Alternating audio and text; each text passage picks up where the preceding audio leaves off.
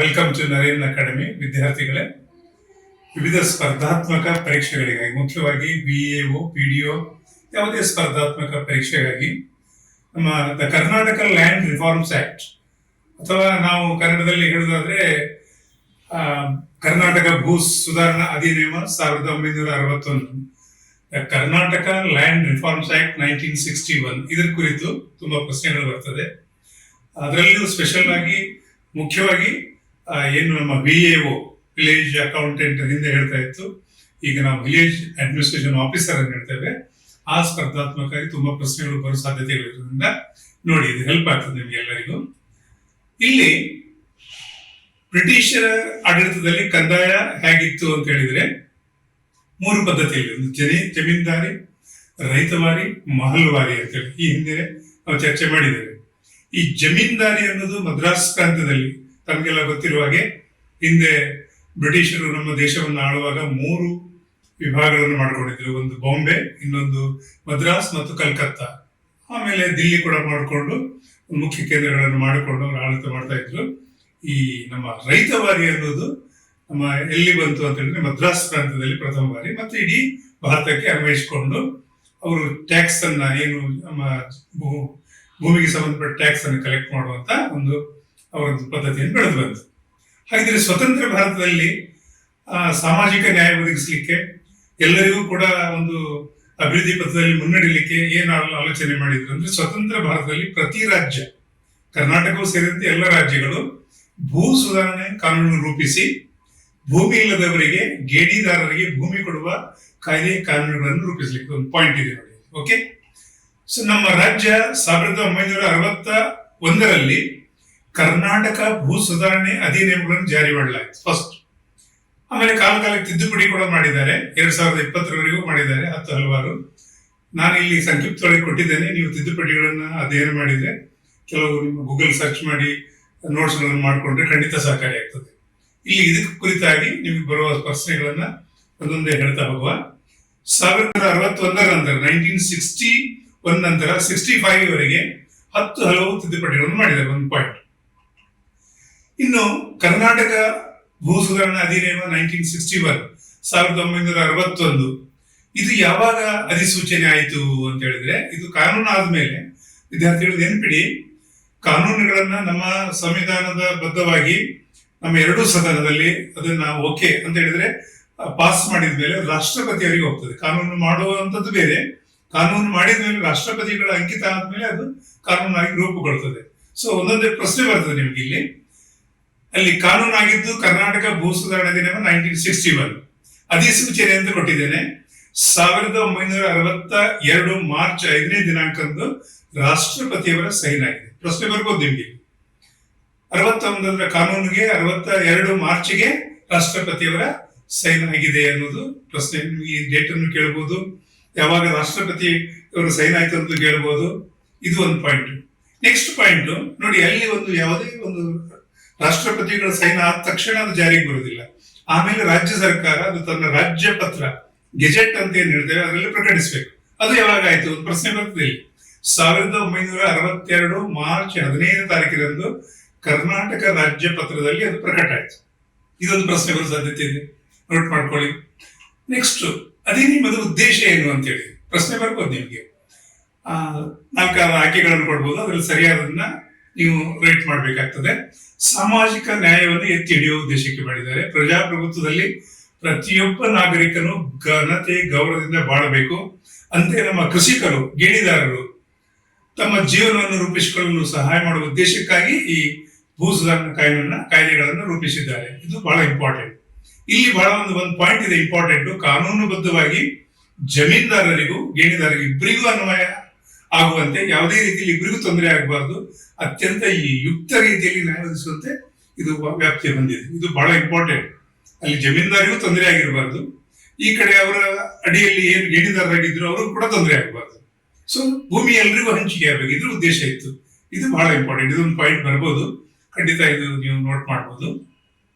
ಇಲ್ಲಿ ನೋಡಿ, ಈಗ ಒಂದೊಂದೇ ಪಾಯಿಂಟ್, ಕಲಂ, ಸೆಕ್ಷನ್ ಎಲ್ಲ ಒಂದೇ. ಅದು ಕಲಂ 2A ನಲ್ಲಿ ಏನಂದ್ರೆ, ಕೃಷಿ ಎಂದರೆ ಏನು ಅಂತ ಹೇಳಿ ನಿಮ್ಗೆ ಪ್ರಶ್ನೆ ಬಂದ್ರೆ, ತುಂಬಾ ಜನರಿಗೆ ಕೃಷಿ ಅಂದ್ರೆ ಬೆಳೆಗಳನ್ನು ಬೆಳೆಯುವುದು ಮಾತ್ರ ಅಲ್ಲ. ಇಲ್ಲಿ ಡೀಟೇಲ್ಸ್ ಆಗಿ ಕೊಟ್ಟಿದ್ದೇನೆ. ಜಲಚರ ಕೃಷಿ ಅಂದ್ರೆ ಮೀನುಗಾರಿಕೆ ಮಾತ್ರ ಅಲ್ಲ, ಅಲ್ಲಿ ಜಲಚರದಲ್ಲಿ ತುಂಬಾ ಇದೆ. ಮಳಿ, ಜಾರಿ ಎಲ್ಲ ನಾವು ಗೊತ್ತಿದೆ, ಊರಲ್ಲಿ ಮಾತಾಡ್ತೇವಲ್ಲ, ಹಲವಾರು ಅಲ್ಲಿ ಸಾಗರ ಉತ್ಪನ್ನಗಳು ಸಿಗ್ತದೆ. ಜಲಚರ ಕೃಷಿ ಅಂತ ಹೇಳುದು, ಅದಕ್ಕೆ ಮೀನುಗಾರಿಕೆ ಅಂತ ನೀವು ಬ್ರಾಕೆಟ್ ಅಲ್ಲಿ ಕೊಟ್ಟಿದ್ದೇನೆ. ತೋಟಗಾರಿಕೆ, ಪೈರು, ಹುಲ್ಲು ಅಥವಾ ಬಾಗಾಯತ ತೋಟದ ಬೆಳೆಗಳು, ಹೈನುಗಾರಿಕೆ, ಕೋಳಿ ಸಾಕಾಣಿಕೆ, ಜಾನುವಾರು ಸಂತಾನಾಭಿವೃದ್ಧಿ, ಜಾನುವಾರು ಮೇಯಿಸುವುದು ಕೂಡ ಎಲ್ಲಾ ಒಳಗೊಂಡಂತೆ ಕೃಷಿ ಅಂತ ಆಗ್ತದೆ. ನೋಡಿ, ಇಲ್ಲಿ 4-6 ಕೊಟ್ಟು ಒಂದು ಬಿಡಬಹುದು, ಇದರಲ್ಲಿ ಯಾವುದು ಒಳಗೊಂಡಿದೆ ಅಂತ ಕೇಳಬಹುದು. ನಿಮಗೆ ಪ್ರಶ್ನೆ ಕೇಳುವಾಗ ಬೇರೆ ಬೇರೆ ರೀತಿಯಲ್ಲಿ ಕೇಳ್ತಾರೆ. ಇದನ್ನು ನೀವು ಸರಿಯಾಗಿ ಓದಿಕೊಂಡ್ರೆ, ಇದನ್ನು ಮನನ ಮಾಡಿಕೊಂಡ್ರೆ ನಿಮ್ಗೆ ಯಾವ ರೀತಿ ಪ್ರಶ್ನೆ ಬಂದರೂ ಆನ್ಸರ್ ಮಾಡಬಹುದು. ಇಂಪಾರ್ಟೆಂಟ್. ಕೃಷಿ ಎಂದರೆ ಏನು? 2A. ಕಲಂ 2ರಲ್ಲಿ ಏನ್ ಹೇಳ್ತದೆ ಅಂತ ಹೇಳಿದ್ರೆ, ಕೃಷಿ ಕಾರ್ಮಿಕ ಅಂದ್ರೆ ಯಾರು ಅಂತ ಹೇಳಿ, ಎಂದರೆ ಭೂಮಿಯಲ್ಲಿ ಶ್ರಮಪಟ್ಟು ಅದರ ಆಧಾರದಲ್ಲಿ ತನ್ನ ಜೀವನವನ್ನ ಹೊಂದಿದ ವ್ಯಕ್ತಿ. ಕೃಷಿಗೆ ಸಂಬಂಧಪಟ್ಟ ಯಾವುದೇ ಕೆಲಸವನ್ನು ಮಾಡುವಂತ ಒಬ್ಬ ವ್ಯಕ್ತಿ. ಇನ್ನೊಂದು ಪಾಯಿಂಟ್ ಕೊಟ್ಟಿದ್ದಾರೆ, ಕೃಷಿಗೆ ಸಂಬಂಧಿಸಿದ ಸಾಧನ ಸಲಕರಣೆಗಳನ್ನ ತಯಾರು ಮಾಡುವಂತ ಒಳಗೊಂಡಿದೆ. ಇದು ಒಂದು ಪಾಯಿಂಟ್. ನಿಮಗೆ ಕೃಷಿ ಕಾರ್ಮಿಕ ಯಾರು ಅಂತ ಹೇಳಿದ್ರೆ ಇದು ತುಂಬಾ ಜನರಿಗೆ ಗೊಂದಲ ಆಗ್ತದೆ. ಅದಕ್ಕೆ ಇದೊಂದು ಪಾಯಿಂಟ್ ಕೂಡ ನೋಟ್ ಮಾಡ್ಕೊಳ್ಳಿ, ಖಂಡಿತ ಸಹಕಾರಿ. ನೆಕ್ಸ್ಟ್ ಪಾಯಿಂಟ್, ಕಲಂ 3ರಲ್ಲಿ ಕೃಷಿಕ ಅಂದ್ರೆ ಯಾರು ಅಂತ ಪ್ರಶ್ನೆ ಬಂದಾಗ ಈ ಯಾವ ಕಾಲಮ್ ಅಂತ ಕೇಳ್ಬೋದು. ಕೃಷಿಕ ಅಂದ್ರೆ ಏನು ಅರ್ಥವ್ಯಾಪ್ತಿ ಹೊಂದಿದೆ ಅಂತ ಕೇಳಿ 4-6 ಆಯ್ಕೆಗಳನ್ನು ಕೊಡ್ಬೋದು. ಇಲ್ಲಿ ಜಮೀನಿನಲ್ಲಿ ಖುದ್ದಾಗಿ ಕೃಷಿ ಕಾರ್ಯಗಳನ್ನು ಮಾಡೋ ವ್ಯಕ್ತಿ ತಾನೇ ಮಾಡ್ಬೋದು, ಅಥವಾ ಕುಟುಂಬದ ಎಲ್ಲ ಸದಸ್ಯರು ಸೇರಿ ಮಾಡ್ಬೋದು. ಅದು ಬಹಳ ಇಂಪಾರ್ಟೆಂಟ್ ಪಾಯಿಂಟ್. ಒಂದು ಪಾಯಿಂಟ್. ಕಲಂ 4 ನೋಡಿದೆಲ್ಲ ಸೆಕ್ಷನ್ ವೈಸ್ ಹೇಳಿದ್ದೇನೆ, ಖಂಡಿತ ನಿಮ್ಗೆ ಸಹಕಾರಿ ಆಗ್ತದೆ. ತಿದ್ದುಪಡಿ ಅಧಿನಿಯಮ ಅಂದರೆ ಕರ್ನಾಟಕ ಭೂ ಸುಧಾರಣೆ ತಿದ್ದುಪಡಿ ಅಧಿನಿಯಮ 1973. ಯಾಕಂದ್ರೆ ಕಾಲಕ್ಕೆ ತಿದ್ದುಪಡಿಗಳನ್ನ ಮಾಡಿದ್ದಾರೆ. ಕಲಂ 5A ಏನ್ ಹೇಳ್ತಾರೆ ಅಂತಂದ್ರೆ, ಉಪ ವಿಭಾಗಾಧಿಕಾರಿ 1964 ಕರ್ನಾಟಕ ಭೂ ಕಂದಾಯ ಅಧಿನಿಯಮದವರೆಗೆ ನೇಮಕವಾದ ಅಧಿಕಾರಿ. ನಿಮಗೆ ಗೊತ್ತಿರುವ ಹಾಗೆ ವಿಭಾಗಾಧಿಕಾರಿ ಇರ್ತಾರೆ. ಅವರಿಗೆ ಭೂಮಿಗೆ ಸಂಬಂಧಪಟ್ಟ ಎಲ್ಲ ವಿಚಾರಗಳನ್ನ, ಚರ್ಚೆಗಳನ್ನ ಅಥವಾ ನ್ಯಾಯಯುತವಾಗಿ ಇತ್ಯರ್ಥ ಮಾಡುವಂತ ಅಧಿಕಾರ ಅವರಿಗೆ ಹೊಂದಿದೆ. ರಾಜ್ಯ ಸರ್ಕಾರದ ನೇಮಿಸಿದ ವಿಶೇಷ ಉಪ ಅಧಿಕಾರಿ ಕೂಡ ಇದರಲ್ಲಿ ಬರ್ತಾರೆ, ನೆನ್ಪಿಡಿ. ಆಮೇಲೆ ವಿಶೇಷ ಉಪ ವಿಭಾಗಾಧಿಕಾರಿ ಕೂಡ ಬೇರೆ ಬೇರೆ ರೀತಿಯಲ್ಲಿ ಸರ್ಕಾರ ನೇಮಿಸಿದಂತ ಯಾವುದೇ ವ್ಯಕ್ತಿ ಇವರು ಇಂಥ ವ್ಯಾಪ್ತಿಯನ್ನು ಹೊಂದಿದ್ದಾರೆ ಅಂತ ಅವರಿಗೆ ಒಂದು ಆದೇಶ ಪತ್ರ ಹೊರಡಿಸಿ ಕೊಟ್ಟಾಗ ಆ ವ್ಯಾಪ್ತಿ ಅವರಿಗೆ ಬರ್ತದೆ ಅಂತ ಹೇಳಿ, ಅಂದ್ರೆ ರಾಜ್ಯ ಸರ್ಕಾರ ನೇಮಿಸಿದ ವ್ಯಕ್ತಿಗಳಾಗುವುದು ಅಲ್ಲಿ. ನೆಕ್ಸ್ಟ್ ಪಾಯಿಂಟ್, ಕಲಂ 6 ಮೂಲ ಹಿಡುವಳಿ ಅಂದ್ರೆ ಏನೊಂದು ಪ್ರಶ್ನೆ ಬಂದಾಗ ಒಬ್ಬ ವ್ಯಕ್ತಿಗೆ ಭೂಮಿ ಯಾವ ರೀತಿಯಲ್ಲಿ ಪ್ರಾಪ್ತಿಯಾಯಿತು ಅನ್ನೋದು ವಿವರ. ನೋಡಿ, ತಮಗೆಲ್ಲ ಗೊತ್ತಿರುವ ಹಾಗೆ ಹಿಂದೆ ರಾಜ ಮಹಾರಾಜರ ಕಾಲದಲ್ಲಿ ಹೇಗೆ ಆಗಿರ್ಬೋದು, ಒಬ್ಬ ವ್ಯಕ್ತಿ ಸಾಹಸ ಪ್ರವೃತ್ತಿನಾಗಿ ಲೀಡರ್ಶಿಪ್ ಗುಣಗಳನ್ನು ಹೊಂದಿದಂತ ವ್ಯಕ್ತಿಗೆ ಸಹಜವಾಗಿ ರಾಜರು ಆ ಇಡೀ ಗ್ರಾಮ ಇರ್ಬೋದು ಅಥವಾ 4-6 ಗ್ರಾಮಗಳು ಇರ್ಬೋದು, ಸಾವಿರಾರು ಎಕರೆ ಜಮೀನನ್ನ ಇದನ್ನ ಟ್ಯಾಕ್ಸ್ ಕಲೆಕ್ಟ್ ಮಾಡಿ ನಮ್ಗೆ ಕೊಡಿ, ನೀವು ಒಂದು ಪಾಲು ಇಟ್ಕೊಳ್ಳಿ ಅಂತ ಹೇಳ್ತಾ ಇದ್ದಾರೆ. ಈ ಭೂ ಮಾಲೀಕ ಅಥವಾ ಲ್ಯಾಂಡ್ ಲಾರ್ಡ್ ಅಂತ ನಾವೇನ್ ಹೇಳ್ತೇವೆ, ಜಮೀನ್ದಾರ ಅಂತ ಹೇಳ್ತಾ ಇದ್ದಾರೆ. ಅವರು ಯಾರ್ಯಾರು ಕೃಷಿ ಮಾಡ್ತಾರೆ ಅವರಿಗೆಲ್ಲ ಕೊಟ್ಟು ಲೆಕ್ಕಪತ್ರಗಳನ್ನು ಇಟ್ಟು ಅವರಿಂದ ಗೇಣಿ ಅಥವಾ ಬಾಡಿಗೆಯನ್ನು ಪಡೆದುಕೊಂಡು ತಾವೊಂದು ಪಾಲು ಇಟ್ಕೊಂಡು ರಾಜನಿಗೆ ಎಷ್ಟು ಕೊಡಬೇಕು ಅಂತ ಇತ್ಯರ್ಥ ಆಗಿದೆ, ಅದನ್ನು ಕೊಡುವಂತ ಒಂದು ವ್ಯವಸ್ಥೆ ಇತ್ತು. ಹಾಗಾಗಿ ಮೂಲ ಹಿಡುವಳಿ ಅವರಿಗೆ ಹೇಗೆ ಬಂತು, ಯಾವ ಆಧಾರದಲ್ಲಿ, ಯಾವುದಾದ್ರು ಒಂದು ತಾಮ್ರ ಪತ್ರ ಇರ್ಬೋದು, ಶಿಲಾಶಾಸನ ಇರ್ಬೋದು, ಯಾವುದೋ ಒಂದು ಇದರಲ್ಲಿ ಅವರಿಗೆ ಅಧಿಕಾರ ಪ್ರಾಪ್ತಿ ಆಗಿರ್ತದೆ. ಅದು ಕೊಟ್ಟಿದ್ದು ಹೇಗೆ ಬಂತು ಅವರಿಗೆ ಅನ್ನೋದು ಇಲ್ಲಿ ಬರ್ತದೆ. ಒಂದು ಕಲಂ 9A ನ್ಯಾಯಾಲಯ ಅಂದ್ರೆ ಏನು ಅಂತೇಳಿ, ಜಮೀನು ಇರುವಂತ ಸ್ಥಳದ ಪರಿಮಿತಿಯಲ್ಲಿ ತನ್ನ ಅಧಿಕಾರ ವ್ಯಾಪ್ತಿಯಿಂದ ಮುನ್ಸಿಪ್ ನ್ಯಾಯಾಲಯ ಅಂದ್ರೆ ಇದಕ್ಕೆ ಸಂಬಂಧಪಟ್ಟ ಹಾಗೆ ಈ ಏನು ನಮ್ಮ ಕೃಷಿಗೆ ಸಂಬಂಧಪಟ್ಟ ಹಾಗೆ ಇತ್ಯರ್ಥಗಳನ್ನು ಮಾಡಲಿಕ್ಕೆ ಒಂದು ವ್ಯಾಪ್ತಿಯನ್ನು ಕೊಟ್ಟಿರ್ತಾರೆ, ಅದಕ್ಕೆ ಮುನ್ಸಿಪ್ ನ್ಯಾಯಾಲಯ ಅಂತ ಹೇಳಿ ಒಂದು. ಇದು ಕೂಡ ನಿಮಗೆ ಬರುವ ಸಾಧ್ಯತೆ ಇದೆ. ಕಲಂ 11 ಬೇಸಾಯ ಮಾಡುವುದು, ಸ್ವತಃ ದುಡಿದು ಕುಟುಂಬದ ಇತರ ಸದಸ್ಯರ ದುಡಿಮೆ ಮೇಲ್ವಿಚಾರಣೆಯಲ್ಲಿ ಮಾಡುವಂಥದ್ದು, ಕೂಲಿ ನಗದು ಇರ್ಬೋದು ಅಥವಾ ದುಡ್ಡಿನ ರೂಪದಲ್ಲಿ ಇರ್ಬೋದು ಕೊಡುವಂಥದ್ದು, ಇಲ್ಲವೇ ಸ್ವಂತವಾಗಿ ಕೃಷಿ ಮಾಡುವುದು, ಇದು ಯಾವುದು ಕೂಡ ಬೇಸಾಯ ಅಂತ ಅಂದ್ಕೊಳ್ತದೆ. ನೆನ್ಪಿಡಿ, ಇಲ್ಲೇ ತುಂಬಾ ಗೊಂದಲ ಮಾಡಿ 4-6 ಪ್ರಶ್ನೆಗಳನ್ನು ಮಾಡ್ತಾರೆ. ಇದು ಸರಿಯಾಗಿ ಮನನ ಮಾಡ್ಕೊಳ್ಳಿ, ಖಂಡಿತ ನಿಮ್ಗೆ 4-6 ಪ್ರಶ್ನೆಗೆ ನೀವು ಉತ್ತರವನ್ನು ಬರೀಬಹುದು. ಕಲಂ 12ರಲ್ಲಿ ಏನ್ ಹೇಳ್ತದೆ, ಕುಟುಂಬ ಅಂತ ಹೇಳಿದ್ರೆ ಏನು ಅಂತ ಹೇಳಿ, ಪತಿ ಪತ್ನಿ ಅಥವಾ ಅಪ್ರಾಪ್ತ ವಯಸ್ಕ ಗಂಡು ಮಕ್ಕಳು, ಮದುವೆ ಆಗದ ಇರುವ ಹೆಣ್ಣು ಮಕ್ಕಳು. ನೋಡಿ, ಅಲ್ಲಿ ಮದುವೆ ಆದ ಹೆಣ್ಣು ಮಕ್ಕಳು ಅವರು ಗಂಡನ ಮನೆಗೆ ಹೋದ್ರೆ ಅವ್ರಿಗೆ ಬರೋದಿಲ್ಲ. ಸೊ ಅಲ್ಲೇ ಮನೆಯಲ್ಲೇ ಇದ್ರೆ, ಮದುವೆ ಆಗದೆ ಇದ್ರೆ ಅವರು ಕೂಡ ಬರ್ತಾರೆ ಅಂತ ಹೇಳಿ. ವಿವಾಹ ವಿಚ್ಛೇದನ ಹೊಂದಿದ್ದು ಮಕ್ಕಳು ಮದುವೆ ಆಗದೆ ಇರುವ ವ್ಯಕ್ತಿ, ಅಂದ್ರೆ ವಿಚ್ಛೇದನ ಹೊಂದಿದ್ದಾರೆ, ಅವ್ರ ಮಕ್ಕಳು ಮದುವೆ ಆಗಲಿಲ್ಲ, ಅವರೊಟ್ಟಿಗೆ ಇದ್ದಾರೆ ಅಂತ ಒಂದು. ಅಭಿರಕ್ಷೆಯಲ್ಲಿ ಇರುವಂತ ಇಲ್ಲದಿರೋ ಮಕ್ಕಳು, ಅವರ ಅಭಿರಕ್ಷೆಯಲ್ಲಿ ಇರಲಿ ಅಥವಾ ಹೊರಗೆ ಇರಲಿ, ಅವರು ಕೂಡ ಅದು ವ್ಯಾಪ್ತಿಯಲ್ಲಿ ಬರ್ತಾರೆ ಅನ್ನೋದು ಒಂದು ಪದ್ಧತಿ. ಈ ಕುಟುಂಬದ ವ್ಯವಸ್ಥೆ ಬಗ್ಗೆ ಅವರು ಕಲಂ 12ರಲ್ಲಿ ಹೇಳ್ತಾರೆ. ಇದು ಸರಿಯಾಗಿ ಗಮನಿಸಿಕೊಳ್ಳಿ. ಕಲಂ 16 ಮಧ್ಯವರ್ತಿ ಅಂದ್ರೆ ಏನು ಅಂತೇಳಿ, ತಾನು ಭೂಮಾಲೀಕ ಅಲ್ಲದೆ ಹೊರತು ಕಾನೂನುಬದ್ಧವಾಗಿ ಇತರಿಗೆ ವರ್ಗಾಯಿಸಿ ಕೊಟ್ಟಿರುವ ವ್ಯಕ್ತಿ ಆ ಹಕ್ಕು ಮೂಲ ಜಮೀನಿನ ಮಾಲಕರಿಂದ ಪಡೆಯುವುದಾಗಿರ್ತಾನೆ. ಹೇಗೆ ಮಧ್ಯವರ್ತಿ ಅಂತ ಹೇಳಿದ್ರೆ, ಒಬ್ಬ ಲ್ಯಾಂಡ್ ಲಾರ್ಡ್ ಇದ್ದಾರೆ, ಆ ಲ್ಯಾಂಡ್ ಲಾರ್ಡ್ ಒಬ್ಬ ವ್ಯಕ್ತಿಗೆ ಸೂಪರ್ವೈಸಿಂಗ್ ಮಾಡಿ ಅದನ್ನೆಲ್ಲ ಕಂಪ್ಲೀಟ್ ಅವರಿಗೆ ಒಂದು ರೀತಿಯಲ್ಲಿ ಪವರ್ ಪಟ್ರಲ್ಲಿ ಕೊಟ್ಟ ಹಾಗೆ. ಸೊ ಅಂತ ವ್ಯಕ್ತಿಗೆ ಮಧ್ಯವರ್ತಿ ಅಂತ ಹೇಳ್ತಾರೆ. ಇದು ಒಂದು ಪಾಯಿಂಟ್ ನೆನ್ಪಿಟ್ಕೊಳ್ಳಿ. ನೆಕ್ಸ್ಟ್ ಕಲಂ 17 ಏನ್ ಹೇಳ್ತಂದ್ರೆ, ಅವಿಭಕ್ತ ಕುಟುಂಬ ಅಂದ್ರೆ ಏನು ಅಂತೇಳಿ. ಇಲ್ಲಿ ಒಂದು ಪ್ರಶ್ನೆ ಬಂದ್ರೆ 17ರಲ್ಲಿ ನಿಮ್ಗೆ ಏನು ಯಾವ ಕಾಲಂ ಅಥವಾ ಯಾವ ಸೆಕ್ಷನ್ ಅಂತ ಕೇಳ್ಬೋದು, ಅಥವಾ ಅವಿಭಕ್ತ ಕುಟುಂಬದಲ್ಲಿ ಯಾರ್ಯಾರು ಒಳಗೊಂಡಿದೆ ಅಂತ ಕೇಳ್ಬೋದು. ಅದರಲ್ಲಿ 4 ಆಯ್ಕೆಗಳನ್ನು ಕೊಡ್ಬೋದು. ಇದನ್ನು ಗಮನಿಸಿ. ಅವಿಭಕ್ತ ಕುಟುಂಬ ಅಂತ ಹೇಳಿದ್ರೆ ಹಿಂದೂ ಕಾನೂನಿನ ಅನ್ವಯ ವ್ಯಕ್ತಿಗಳ ಸಂದರ್ಭದಲ್ಲಿ ಒಂದೇ ಸೂರಿನಡಿ ಬಾಳ ನಡೆಸುವ. ನೋಡಿ, ಒಂದೇ ಸೂರಿನಡಿ ಅಂದ್ರೆ ಉದಾಹರಣೆಗೆ 8 ಜನ ಅಣ್ಣ ತಮ್ಮಂದಿರಿದ್ದಾರೆ, ಅವರೆಲ್ಲ ಬೇರೆ ಬೇರೆ ಸಣ್ಣ ಸಣ್ಣ ಮನೆಗಳನ್ನು ಕಟ್ಟಿಕೊಂಡು ಬೇರೆ ಬೇರೆ ಒಲೆ ಉರಿಸಿ ಅಡುಗೆ ಮಾಡ್ತಾ ಇದ್ರೆ ಆಗೋದಿಲ್ಲ. ಒಂದೇ ಸೂರಿನಡಿ ಇರಬೇಕು.